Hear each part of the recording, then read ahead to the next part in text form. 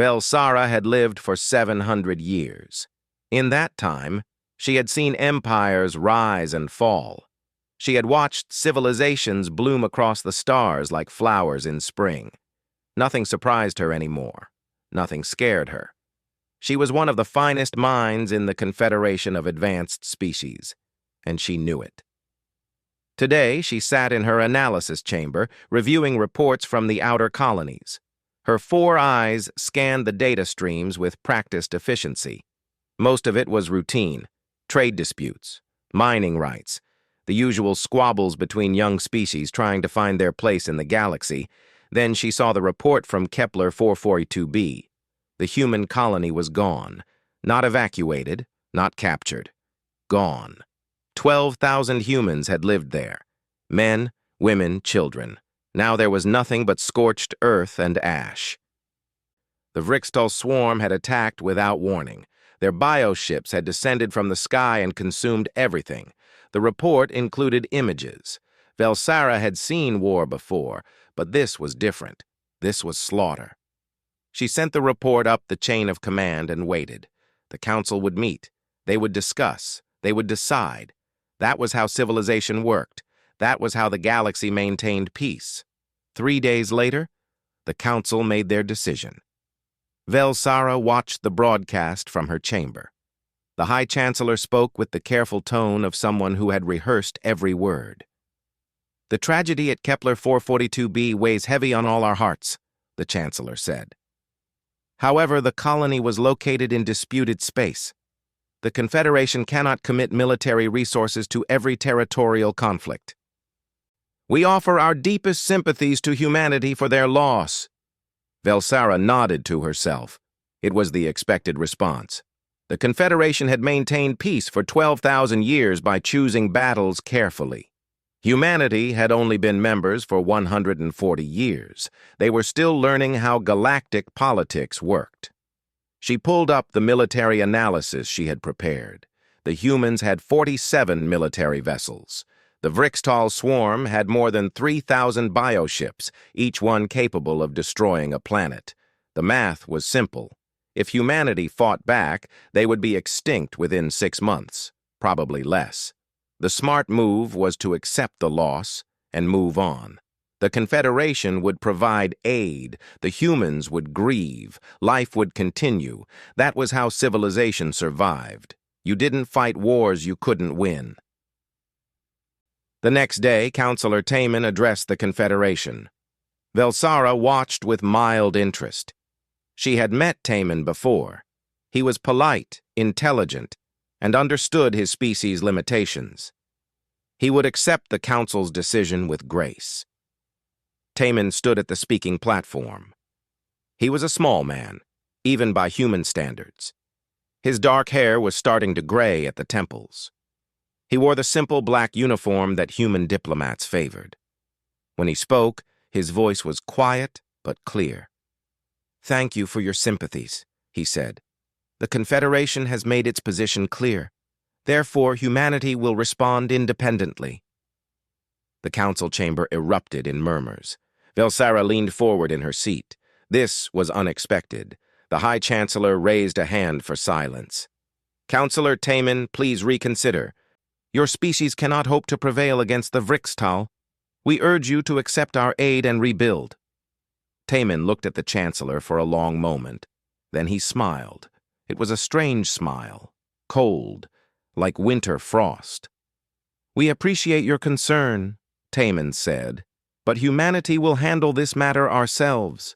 We thank the Confederation for their thoughts and prayers." He left the chamber. The council dissolved into debate. Velsara immediately began running scenarios through her analytical systems. Every simulation ended the same way: human extinction. She decided to visit the human embassy. Someone needed to talk sense into them before they did something foolish. The embassy was in the diplomatic quarter, a simple building by Confederation standards. Humans seemed to prefer function over beauty. Dr. Hana met her at the entrance. Velsara knew Hana from various scientific conferences. She was a xenobiologist, someone who studied alien life. She was always friendly, always curious about other species. Velsara, Hana said, smiling, what brings you here? I wanted to speak with someone about your council's decision, Velsara said. Dr. Hana, I have run every simulation. If humanity fights the Vrixtal, you will lose. This isn't politics. This is mathematics. Hana's smile didn't change. Would you like some tea? They sat in a small office. Hana poured tea from a ceramic pot. The steam rose in delicate spirals. Velsara noticed something strange. She had enhanced senses, capable of reading biometric data. Every species showed physical signs of stress, elevated heart rate, increased temperature, rapid breathing. Hana showed none of these signs. Her heart rate was steady. Her temperature was normal. She looked like someone discussing the weather, not the potential extinction of her entire species. Dr. Hana, Velsara said carefully, do you understand what will happen? The Vrixtal will not stop with one colony. They will come for Earth, for all your worlds. You cannot fight them. Hana sipped her tea. You're probably right. Then why is your government choosing this path? Because 12,000 of our people died, Hana said quietly. They were miners, scientists, farmers, teachers. They had families. They had dreams. And someone killed them. She set down her cup. Someone needs to answer for that. But the cost? We know the cost, Hana interrupted. Her voice remained calm, but something in her eyes changed. We've always known the cost. Velsara left the embassy more confused than when she arrived. She returned to her analysis chamber and dove into human history. What she found disturbed her. Humans had been fighting wars for 10,000 years. They had fought with sticks and stones, then swords and spears, then guns and bombs. In their 20th century alone, they had killed more than 2 billion of their own kind. 2 billion. The number was incomprehensible. And yet they had survived. They had gone to space. They had joined the Confederation. They seemed so peaceful, so eager to learn from other species. How could the same species that created beautiful art and music also be capable of such violence? 3 days after Counselor Tayman's announcement, every human military vessel vanished. Velsara's tracking systems lost them all at once. 47 ships, gone like smoke in the wind. She checked her instruments. They were working fine. The ships had simply disappeared. Then the civilian evacuations began. Humans living on Confederation worlds started leaving. Not in panic, not in chaos. They left quietly, efficiently, taking only what they could carry. When asked where they were going, they simply said, home. Velsara filed an urgent report to the council. Something was wrong. This wasn't the behavior of a species accepting defeat. This was the behavior of a species preparing for something. The High Chancellor summoned her. What are the humans planning? He asked. I don't know, Velsara admitted. But whatever it is, they've been preparing for it. The evacuations are too organized. The military disappearance was too coordinated. They knew exactly what they were going to do before Counselor Tayman even spoke to the council. Could they have hidden weapons? Secret technology? Velsara considered this. Unlikely. We've monitored their development closely.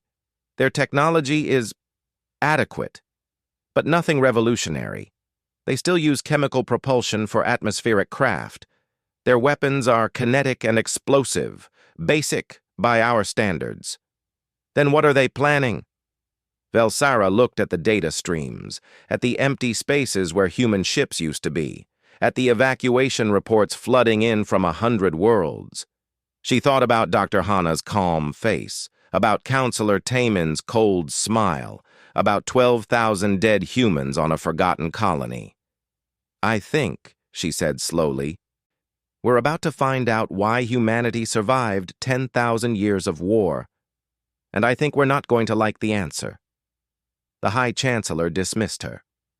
Velsera returned to her chamber and began the most important analysis of her 700-year life. Somewhere in the dark, between the stars, humanity was moving, and for the first time in centuries, Velsera felt something she had almost forgotten.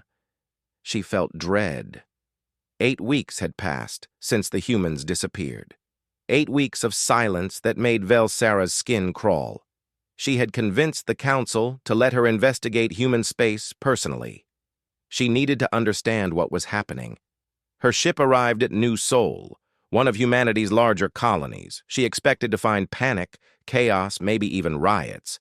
Instead, she found something far more unsettling: order. The colony was half empty. Ships came and went like clockwork.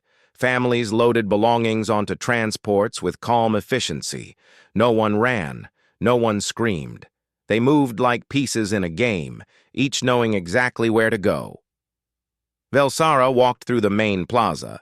A human engineer named Sung Jin was helping pack equipment from a science station. He was one of the few who had chosen to stay. When she approached, he smiled and waved. "Velsera, good to see you. Need any help?" "Sungjin, where is everyone going?" she asked. He secured a crate of instruments and wiped his hands on his work suit. "Secondary positions." "What does that mean?" "Means we're moving to places that are easier to defend." He said it like he was discussing crop rotation or weather patterns. Casual, normal. "You're not afraid?" Sungjin paused. He looked at her with dark, tired eyes. "Of course I'm afraid. But being afraid doesn't change what needs to be done. So we do it afraid." He went back to work. Velsera watched him for a while, then continued her investigation. She interviewed dozens of humans. They all said similar things. They were moving to secondary positions, or regrouping, or consolidating resources. When pressed about the military, they simply said, "Our people are where they need to be." Velsera deployed her best sensors to find the human fleet. She used quantum scanners, gravitational wave detectors, even exotic particle trackers. Nothing. 47 human military vessels had vanished so completely that physics itself seemed to have forgotten them. Then the Vrixtal began to move. The swarm attacked a mining outpost in the Kepler system. Then a Confederation listening post. Then a small colony of Tharian traders. Each attack was brutal and quick. The Confederation sent a military response. 300 warships, the pride of the Council's defense fleet. Velsera watched the battle reports from her ship. The Confederation forces engaged the Vrixtal near a gas giant. The battle lasted 6 hours. When it was over, the Confederation had lost 102 ships, more than a third of their force. The Vrixtal withdrew, barely damaged. The Council met in emergency session. Species representatives shouted at each other. Some wanted to retreat and fortify core worlds. Others wanted to negotiate. A few suggested surrendering territory to buy peace. No one mentioned the humans. It was as if they had forgotten that this all started with 12,000 dead humans on Kepler 442b. But Velsera hadn't forgotten. She expanded her search, using resources the Council probably didn't want her using. She tapped into old spy satellites, communication relays, even private merchant networks. She was looking for any sign of human activity. What she found made her stop breathing for a moment. The humans had been everywhere. For decades, their merchant ships had traveled to every corner of known space. Their exploration vessels had mapped systems that even the Confederation hadn't bothered with. Their scientists had studied stellar phenomena, planetary formations, and gravitational anomalies with obsessive detail. She had thought they were just curious. Humans were always asking questions, always wanting to learn.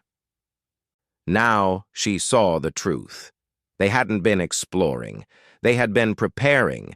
Every merchant ship carried military-grade sensors. Every exploration vessel filed reports directly to human military intelligence. Every scientist's research included strategic data about defensive positions, supply routes, and tactical advantages. For 140 years, humanity had been mapping the galaxy, not for science, for war. Velsara found records of human ships visiting Vrixtal space, dozens of trips over the decades. They had been watching the swarm, learning their patterns, studying their tactics. When the Vrixtal attacked Kepler 442b, humanity hadn't been surprised. They had been ready. She intercepted a single human transmission.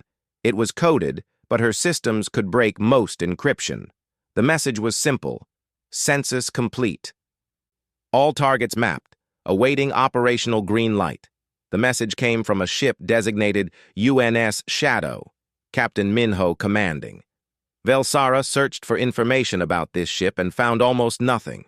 It existed in records, but its specifications were classified. Its location was unknown.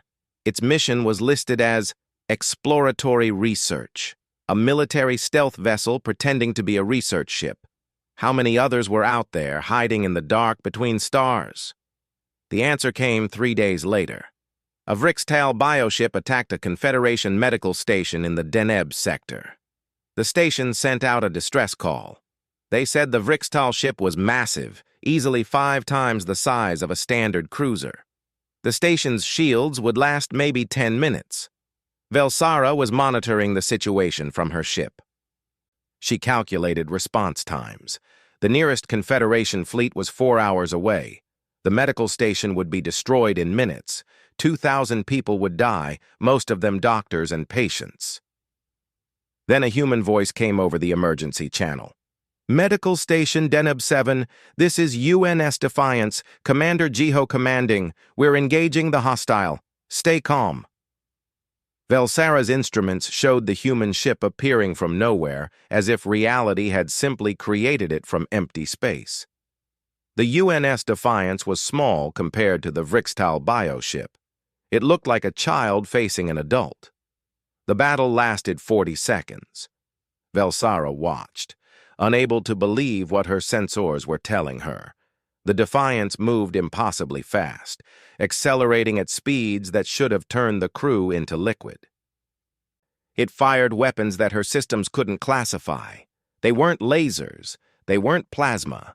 They weren't anything in the Confederation database. The Vrixtal bioship tried to turn, tried to bring its weapons to bear. It was too slow. The Defiance cut through it like a blade through paper. The bioship exploded, not in a fireball, but in a precise dissection. Pieces of it flew apart in perfect geometric patterns. Then Commander Jiho's voice came over the channel again. Medical Station Deneb 7, threat eliminated. Are you in need of assistance? The station commander stammered a response. No, we're fine, thank you. Where did you? We were in the area. Stay safe. The Defiance vanished again, disappearing from every sensor as completely as it had appeared. Velsara replayed the battle footage 12 times. Each time she understood less. The human ship had moved in ways that violated her understanding of physics. The weapons had cut through bioorganic armor that could withstand nuclear explosions. She sent a priority message to the Council. They needed to see this. They needed to understand what humanity had become. But before the Council could respond, reports started flooding in from across the sector. Human ships were appearing everywhere, not just 1 or 2, dozens. They showed up wherever the Vrixtal attacked. They fought with precision that seemed impossible. And they won. Every single time they won. The humans still hadn't made official contact. They hadn't announced their presence or their intentions. They simply appeared, destroyed Vrixtal ships, and vanished again. Velsara received an invitation. Commander Jiho wanted to meet with her. The message included coordinates in deep space and a time. She could come alone or not at all. She went alone. The UNS Defiance was waiting at the coordinates, visible this time. Velsara's ship docked with the human vessel. Commander Jiho met her in the airlock. He was tall, with sharp features and eyes that seemed to look through her rather than at her. "Thank you for coming," he said. His voice was polite, but there was steel underneath. I needed to understand, Velsara said. How are you doing this? Your technology was decades behind ours. Jiho smiled. It was not a warm smile. Was it? Or did we let you think it was? He led her through the ship. The corridors were narrow, efficient, designed for function over comfort. Crew members moved past them, each focused on their tasks. No one looked stressed. No one looked afraid. They looked like people who knew exactly what they were doing. We've been preparing for this for a long time, Jiho said. Not specifically for the Vrixtal, for anyone. We learned early that the galaxy was dangerous, so we got ready. Ready to do what? He stopped at a viewing port. Outside, space was empty and dark. To survive, by any means necessary. The Council needs to know what you're planning. The Council had their chance to help, Jiho said. His voice was quiet but hard. They chose sympathy over action. So now we act alone. You're going to attack the Vrixtal homeworlds, aren't you? Jiho looked at her. We're going to end this threat, permanently. I suggest you and the Council stay out of our way. Velsara returned to her ship with more questions than answers. She filed another report, more urgent this time. The humans weren't just fighting back. They were planning something bigger, something the Confederation needed to prepare for. That night, as she tried to sleep, she kept seeing Commander Jiho's eyes, cold, determined, certain. She had lived 700 years. She had seen civilizations rise and fall, but she had never seen this before. She had never seen a species that could smile while planning apocalypse. The silence had ended. Now came something worse. Admiral Yuna's broadcast went out on every frequency. Every species with ears heard it. Every civilization with communication technology received it. Velsara listened from her observation post, and the words made her feel cold. To the Vrixtal swarm, Admiral Yuna said. Her voice was calm, measured, like someone reading a weather report. You attacked our colony. You killed our people. You wanted war. We will teach you the meaning of the word. The broadcast ended. For 10 seconds, there was silence across the Confederation networks. Then everything happened at once. Human ships appeared in 140 different locations. 40 light-years of space suddenly filled with human military vessels. They attacked Vrixtal positions simultaneously, perfectly coordinated despite the distances involved. The precision was beautiful and terrible. The Council had ordered Velsara to embed with the human fleet. They wanted an observer, someone who could report on human tactics and capabilities. She found herself aboard the UNS Defiance, watching Commander Jiho direct operations. The command center was quiet. Crew members worked at their stations with focused intensity. Displays showed dozens of battles happening across the sector. Each one was a human victory. Target Theta 7 neutralized, someone reported. Delta Wing reports complete success at Vrixtal Breeding Station 5. Gamma Squadron has achieved total kill on Hive Cluster 9.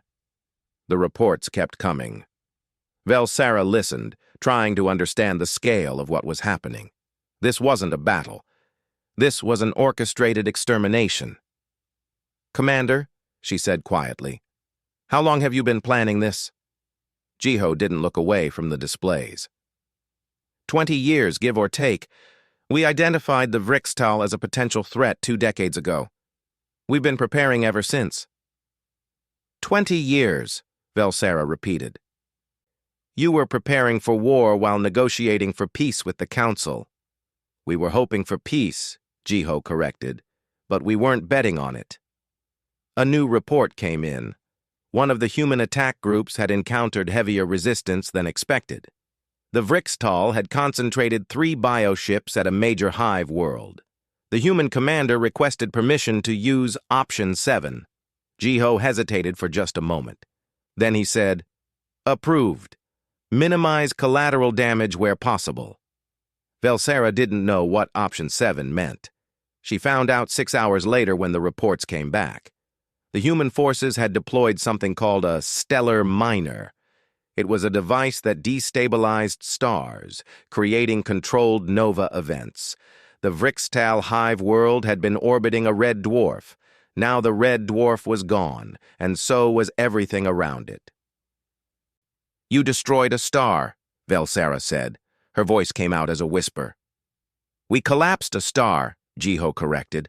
"It's different, and we gave the Vrixtal 40 minutes to evacuate. Most of them chose to fight instead." "Most of them." "About 12% evacuated. We let them go." Velsera felt sick. The Confederation had rules about stellar manipulation. It was considered too dangerous, too unpredictable. Entire civilizations could be affected by changing star systems. The humans had done it in 6 hours, like it was routine. "I need to see the front lines," she said. "I need to witness this directly." Jiho looked at her for a long moment. Then he nodded. "I'll assign you to Wing Commander Sora's fighter squadron. She's the best pilot in the fleet. You'll be safe with her." Safe. The word felt like a joke. Wing Commander Sora met her in the hangar. She was young, maybe 30 years old, with short black hair and quick eyes. She smiled when she saw Velsera. "You're the Confederation observer, right? Ever been in a human fighter before?" "No," Velsera admitted. "You're in for an experience. Fair warning, the G-forces might be rough for you. We're built for this. Most species aren't." Sora's fighter was small and angular, covered in weapons that Velsera couldn't identify. The cockpit was cramped, designed for efficiency rather than comfort. Sora strapped in and started running pre-flight checks with practiced ease. "Where are we going?" Velsera asked. "Vrixtal staging area in the Carina Nebula. Intelligence says they're gathering for a major offensive. We're going to convince them that's a bad idea." The fighter launched. Velsera felt the acceleration press her into her seat. Sora flew like the ship was an extension of her body, making turns and maneuvers that should have been impossible. The G-forces made Velsera's vision blur. "Sorry," Sora said, noticing. "I'm taking it easy on you. Normally I fly harder." This was easy. Velsera couldn't imagine what hard flying looked like. They reached the staging area. 12 Vrixtal bioships were gathered around a massive asteroid cluster. They were huge, each one kilometers long, covered in organic weapons and armor. Sora's fighter was the size of an insect compared to them. "Ghost Squadron, this is Wing Commander Sora. Beginning attack run." Other human fighters appeared on sensors, 20 ships total, attacking 12 massive biocruisers. It was suicide, except it wasn't. The human fighters moved in patterns that made Velsera dizzy just watching. They accelerated, turned, and fired with perfect synchronization. Their weapons carved through Vrixtal armor like it wasn't there. When the bioships tried to return fire, the fighters were already gone, moving too fast to track. Sora flew straight at one of the bioships, weapons blazing. Velsera closed her eyes, certain they were about to die.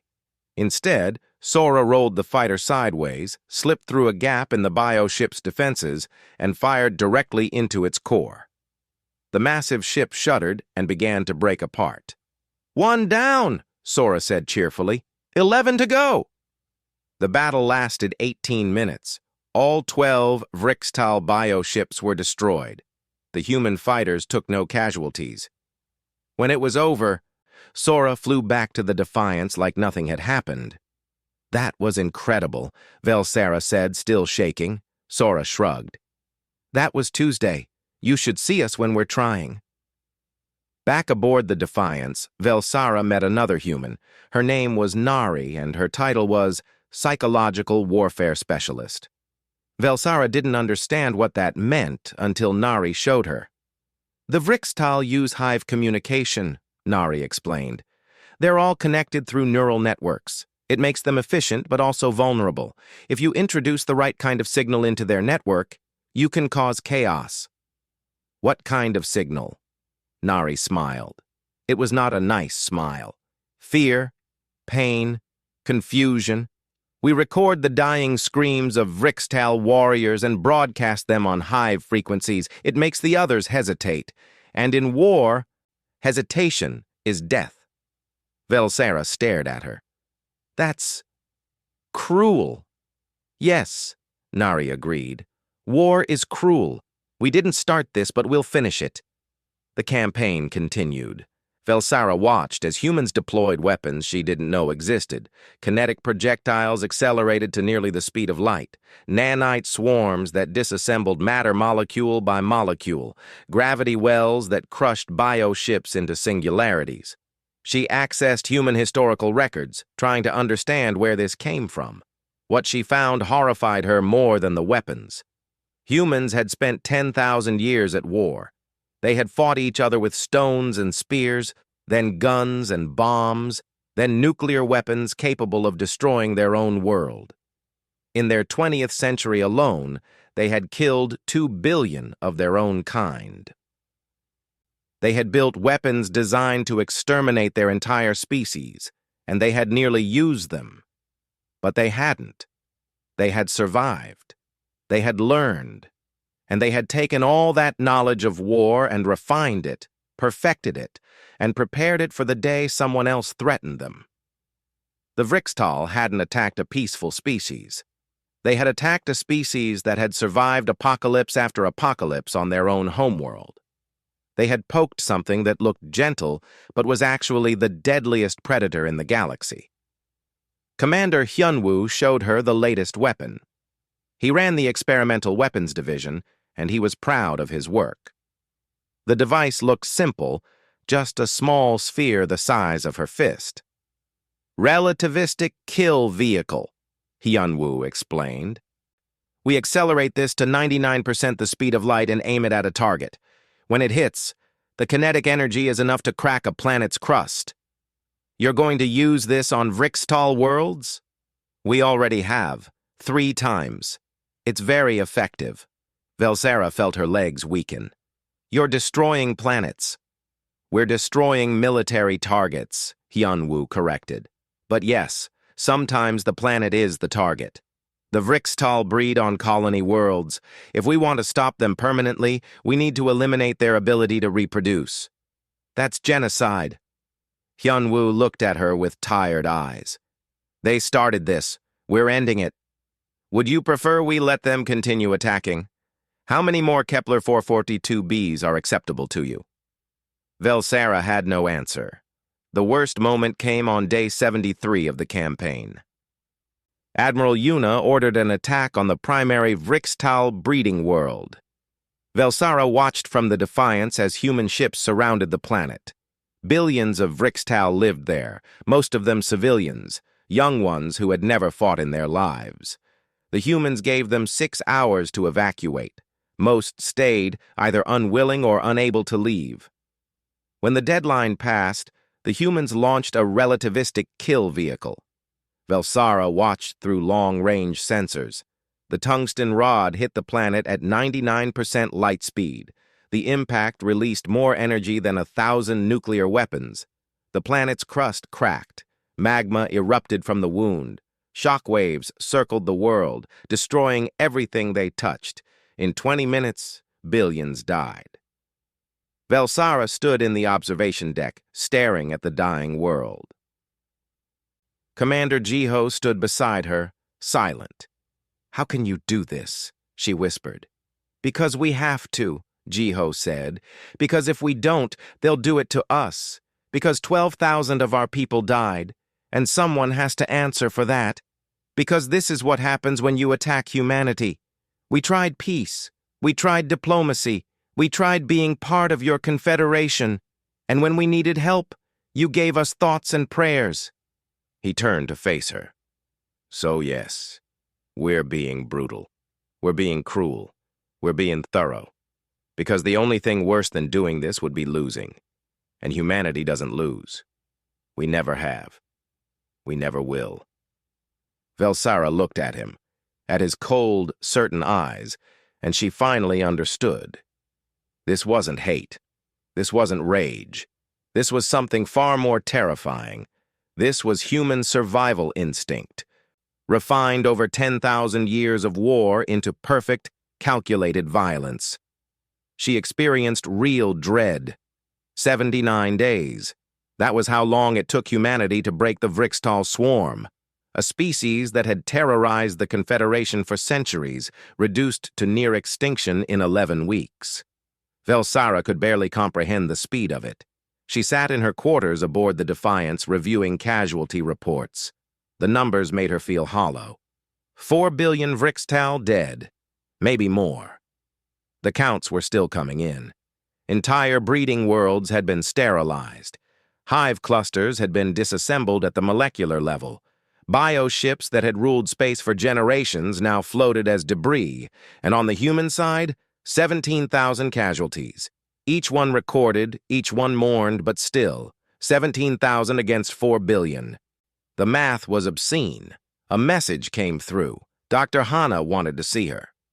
Velsara made her way through the ship's corridors, noticing how quiet everything had become. The crew still worked efficiently, but the energy had changed. The battle fever had faded. Now there was something else. Exhaustion, reflection, maybe even regret. She found Hana in one of the medical bays. The doctor was treating a Vrixtal survivor, one of the few who had surrendered. It was young, barely developed, its chitinous shell still soft. It made clicking sounds of distress as Hana worked. "It's okay," Hana said softly, her hands gentle despite the medical instruments. "I'm helping. You're safe now." The Vrixtal couldn't understand her words, but something in her tone seemed to calm it. Hana finished bandaging a wounded limb and stepped back. Her face was wet. She was crying. Velsara stared. "You're crying for them? After everything?" Hana wiped her eyes. "Of course I am. They're children. Most of them are just children who were born into a war they didn't start." She looked at Velsara. "What did you think we were? Monsters? I don't know what you are anymore." Hana laughed, but there was no humor in it. "We're human. We can destroy a world in the morning and weep for its children in the afternoon. We can be brutal and kind, often at the same time. That's what makes us dangerous. That's what makes us survive." More Vrixtal survivors were being brought in. The humans had captured 12 hive ships, the last remnants of the once mighty swarm. Thousands of Vrixtal warriors, queens, and young ones. Admiral Yuna had given them a choice: submit or face extinction. Most had chosen submission. They were warriors, but they weren't stupid. They had seen what humanity could do. The Confederation Council was meeting in emergency session. Velsara attended via holographic link. The chamber was in chaos. Representatives from dozens of species shouted at each other, their voices overlapping into noise. The High Chancellor tried to restore order. "Please, we must address the human question systematically." "The human question?" Representative Dalvik stood, his 3 eyes blazing. "They've committed genocide. They've destroyed planets. They've violated every treaty we hold sacred." "They've also saved us," Representative Shara countered. "The Vrixtal were attacking our worlds too. The humans stopped them when we couldn't." "At what cost?" Dalvik shot back. "Today it's the Vrixtal. Tomorrow it could be us. We need to disarm them. Quarantine them before they decide we're the next threat." Councillor Taman stood. The chamber fell silent.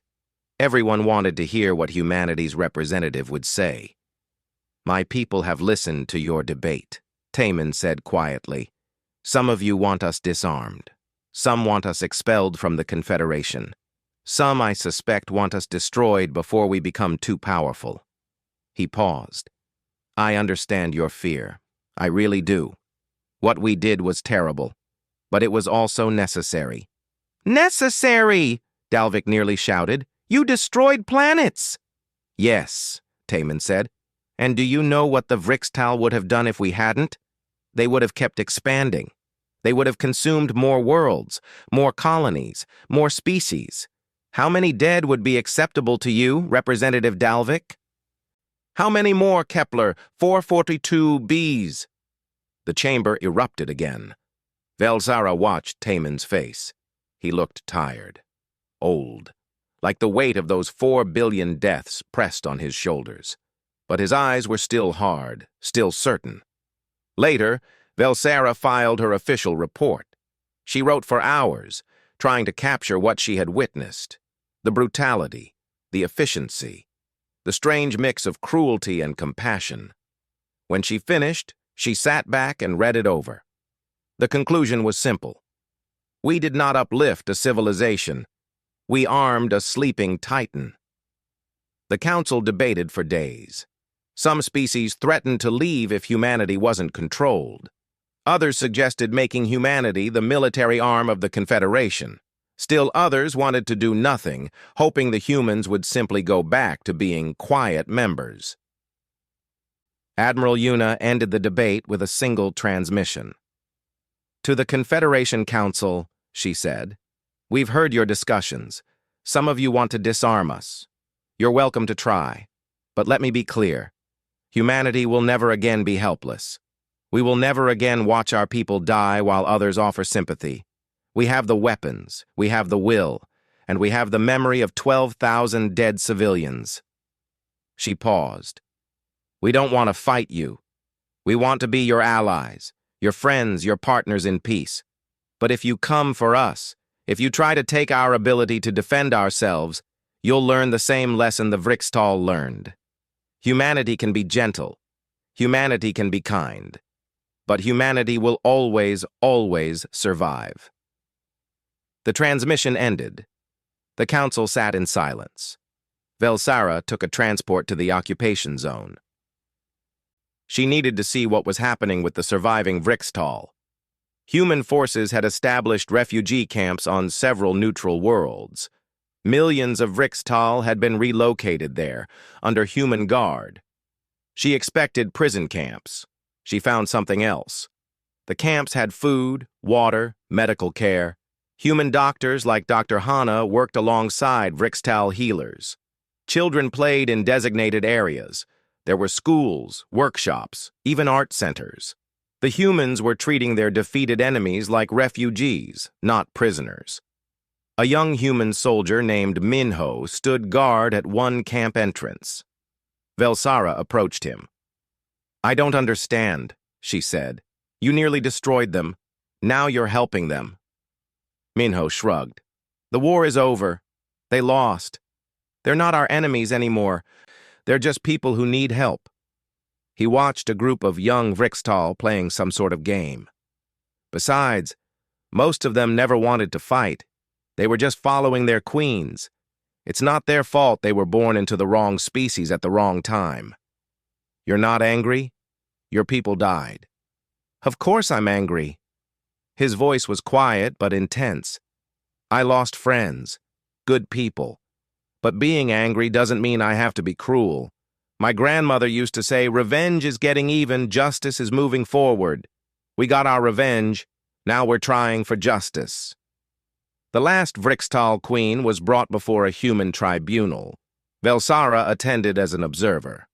The queen was massive, her body covered in scars from a lifetime of battles. She stood in restraints, her compound eyes fixed on the humans who would judge her. Admiral Yuna led the tribunal. You are charged with ordering the attack on Kepler 442b, resulting in 12,000 human deaths. How do you plead? The Queen's translator device crackled. I plead that I did what my nature demanded. The Vrixtal expand or die. I chose expansion. I would do it again. Then you choose extinction, Admiral Yuna said flatly. Wait! The Queen's mandibles clicked rapidly. I spoke in anger. The truth is, I am afraid. I have seen what you can do. I have watched you destroy planets like they were insects. What are you? What kind of species kills so easily and then weeps for their victims? Admiral Yuna stood. We're the species you attacked. We're the species you underestimated. We're the species that will burn down the galaxy to protect our own. and then cry while watching it burn. She leaned forward. You wanted to know what we are? We're human, and you're lucky we believe in mercy. The queen was sentenced to life imprisonment. Her genetic material would be used to help restore Vrixtal populations, but she would never lead again. The tribunal showed mercy, but it was a cold mercy, calculated and practical. Velsara requested a private meeting with Counselor Taman. They met in a quiet garden on one of the Confederation's diplomatic stations. Taman sat on a bench, feeding small fish in a pond. He looked at peace, but Velsara knew better now. You knew this would happen, she said. All of it, the attack, the war, the victory, you prepared for this. We prepared for the possibility, Taman corrected. We hoped it would never come. But yes, we were ready. For 20 years you lied to us. You made us think you were weak. We never lied. We just didn't tell you everything. He scattered more food into the water. Your confederation has been at peace for 12,000 years. That's beautiful. But it made you soft. You forgot what war really means. We never forgot. We can't afford to forget. What are you going to do now? Take over the Confederation? Conquer the galaxy? Taman laughed. Conquer? Why would we want that? We just want to live in peace. But we want to live on our terms, with our strength, ready to defend ourselves. He stood and faced her. The Vrixtal learned a hard lesson. We tried peace with them. They chose war. They're nearly extinct now. But look at how we treat the survivors. We're not monsters, Velsara. We're just very, very good at surviving. And we're very, very tired of being victims. Velsara watched him walk away. She stood in the garden for a long time, thinking about everything she had seen, the destroyed planets, the crying doctors, the refugee camps, the cold efficiency of human war and the warm mercy of human peace. Humanity was a contradiction, brutal and kind, ruthless and compassionate, destroyers and healers. They could exterminate a species and then cry for its children. For the first time in 700 years, Velsara understood true fear. Not fear of death or pain, fear of something more fundamental. She feared humanity because they were capable of anything, anything at all, and they would do it while weeping. 6 months after the war ended, the Confederation Council gathered for a historic vote. Velsara stood in the observation gallery, watching representatives from hundreds of species file into the chamber. The tension was thick enough to taste. The High Chancellor rose. We are here to vote on Resolution 447, the integration of humanity into full Confederation partnership. This resolution grants humanity equal council voting rights, technology sharing agreements, and designation as military protectorate of the Confederation. The debate had raged for weeks. Some species saw humanity as saviors who had stopped the Vrixtal threat. Others saw them as dangerous weapons that might turn on their creators. In the end, pragmatism won. The galaxy needed protection, and humanity had proven they could provide it. The vote passed. By a narrow margin, but it passed. Counselor Taman accepted on behalf of humanity. His speech was brief. We thank the Confederation for this trust. We will honor it. We will protect you, and we will try to be worthy of this responsibility. He paused. But understand this. We protect you because we choose to, not because we must. The moment you forget, that is the moment we all fail. It was a warning wrapped in a promise. The Council accepted both. Velsara had been assigned as permanent liaison to humanity. She was one of the few Confederation members who had witnessed the war firsthand. The Council believed she understood humans better than anyone else. She wasn't sure that was true. After 6 months of watching them, she felt like she understood them less. She visited Earth for the first time. The human homeworld was beautiful and terrifying in equal measure. Blue oceans covered most of the surface. Green continents showed signs of both nature and civilization. From orbit, it looked peaceful. But Velsara had read the history files. This planet had tried to kill humanity for millions of years.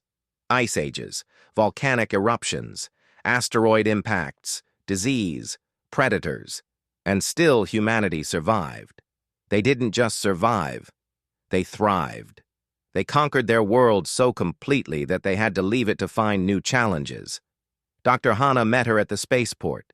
She looked different somehow, lighter. The war weight had eased from her shoulders. They took a transport to a memorial site outside the human capital. The memorial was simple. A black stone wall with names carved into it.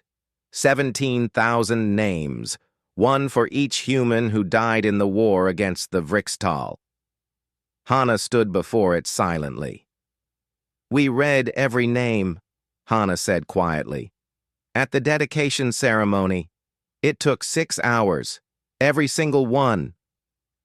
Because they weren't numbers, they were people. They had families, dreams, futures, and they died protecting us all." "You mourn them, but you'd do it again," Velsera said. It wasn't a question. "In a heartbeat," Hana confirmed, because the alternative was letting evil go unopposed. Sometimes the right choice is also the terrible choice. They walked through the memorial gardens.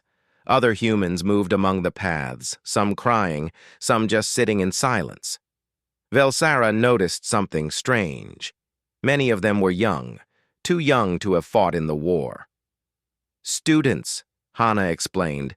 "They come here to remember, to understand the cost of peace, to learn why we fight when we must." A young woman approached them.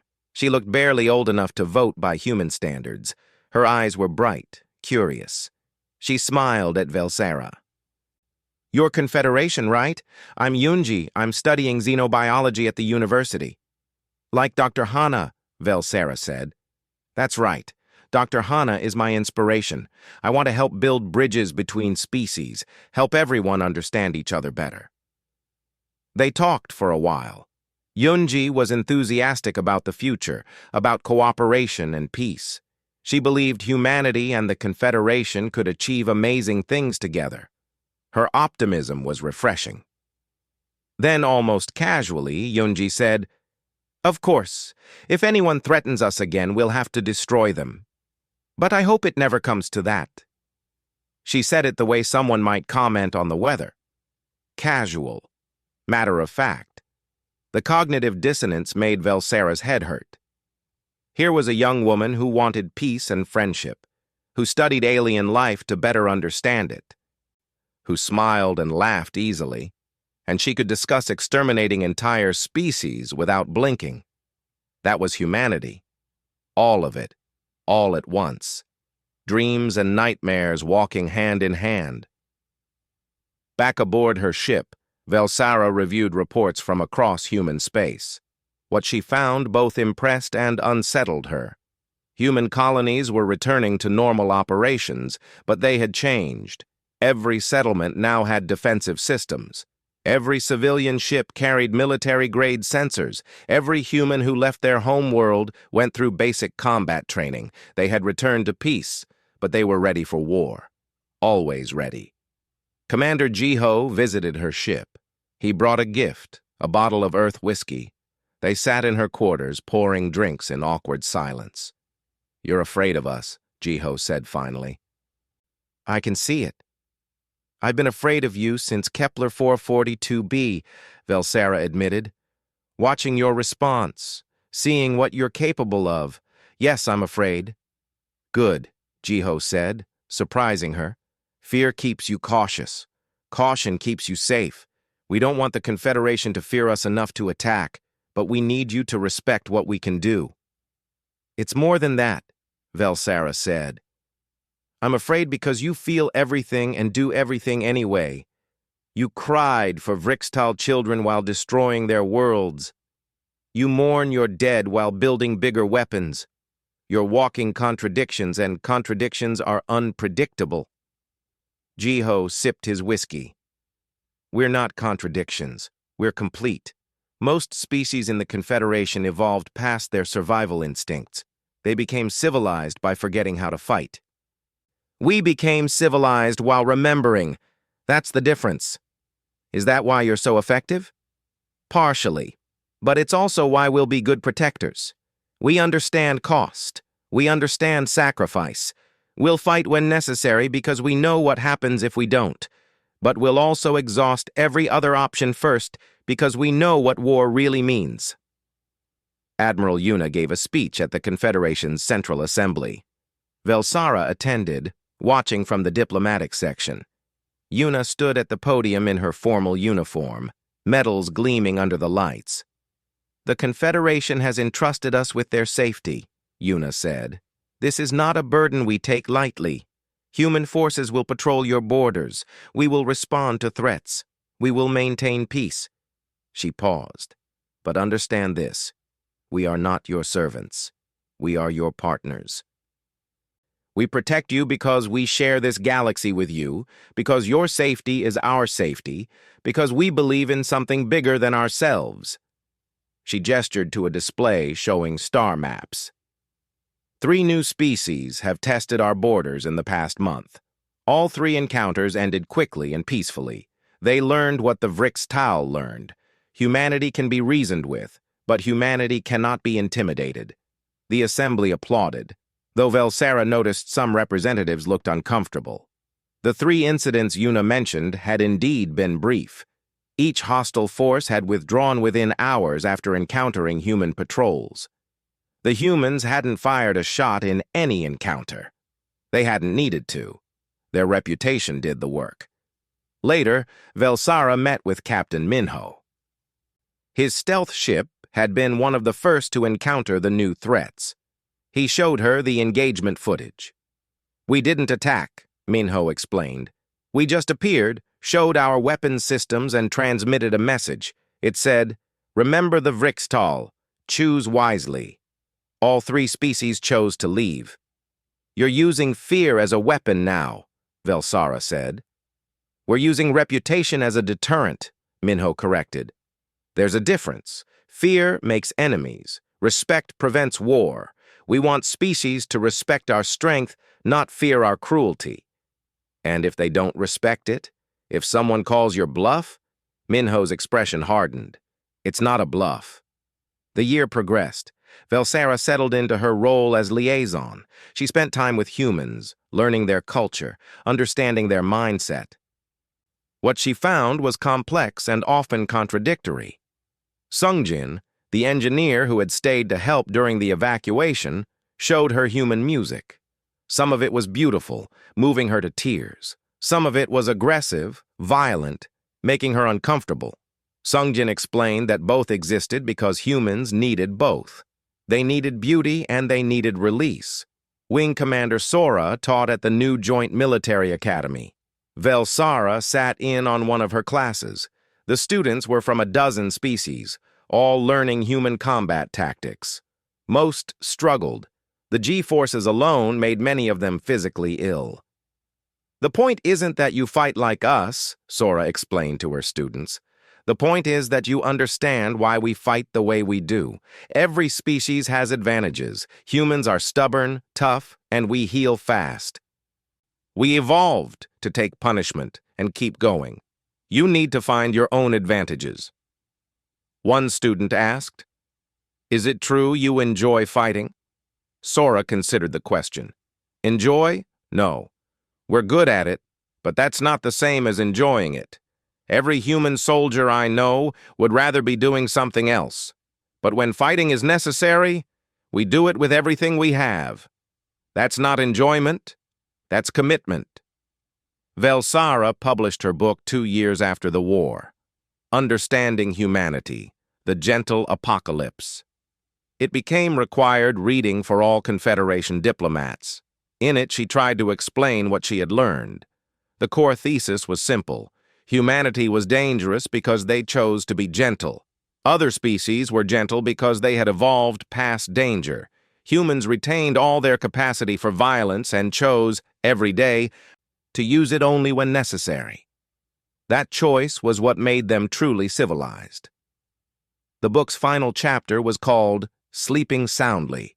In it, she wrote, "When humanity went to war, I experienced real dread.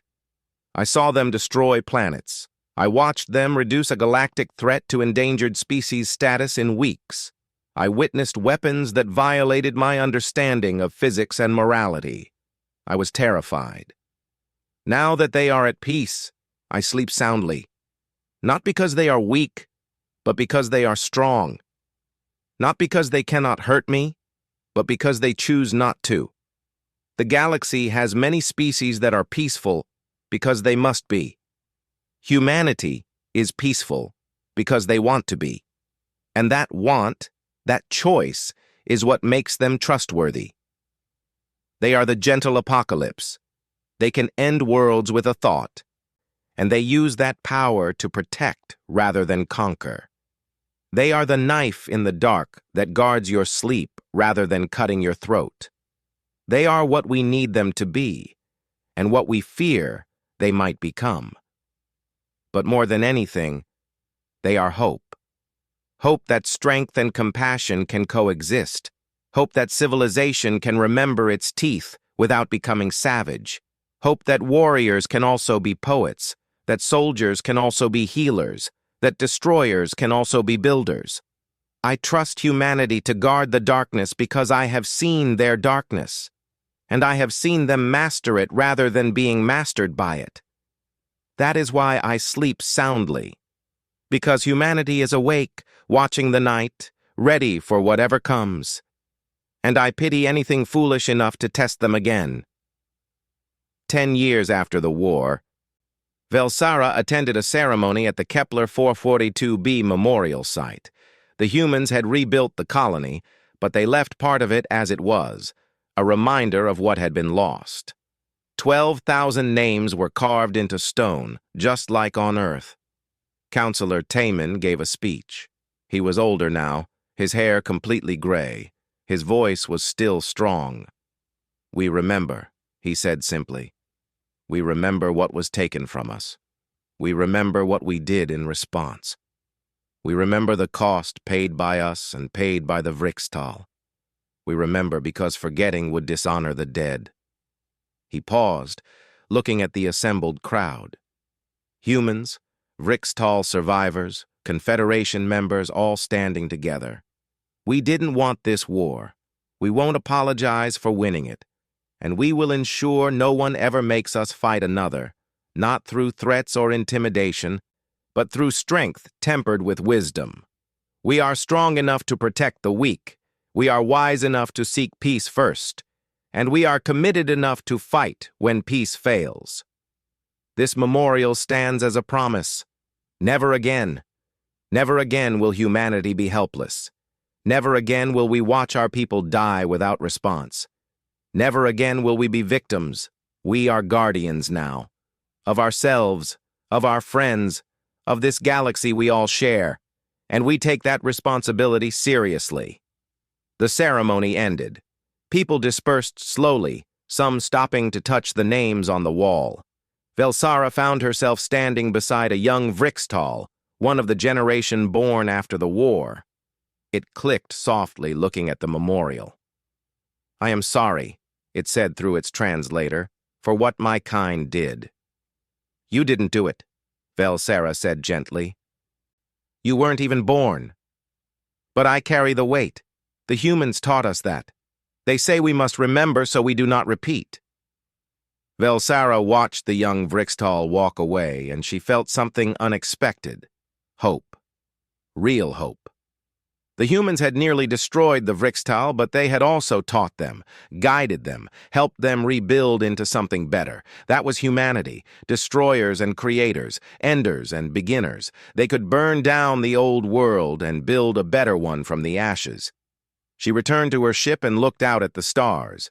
Somewhere out there, human vessels patrolled the borders, silent, watchful, ready. They were the guards in the night, the gentle apocalypse that chose peace, but prepared for war. Velsara closed her eyes and slept soundly, knowing what guarded the darkness. When humanity went to war, she had experienced real dread. Now that they were at peace, she finally understood what they truly were. They were hope with teeth, compassion with claws, civilization that remembered its savage roots and used that memory to become something greater. They were humanity, and the galaxy was better for it, even if it would never stop being a little bit afraid.